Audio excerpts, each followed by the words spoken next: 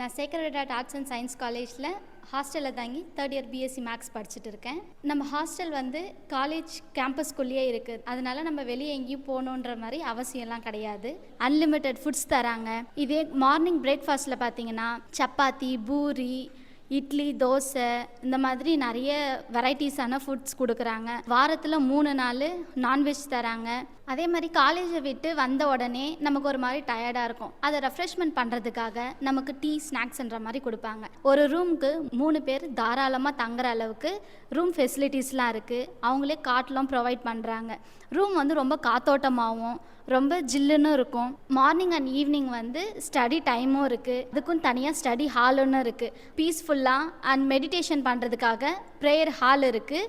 Solar இருக்கிறதுனால 24 மணி நேரமும் current cut ஆகாமல் இருக்குது. அதே மாதிரி எங்களுடைய சேஃப்டிக்காக சிசிடிவி கேமராவும் செட் பண்ணி வச்சுருக்காங்க.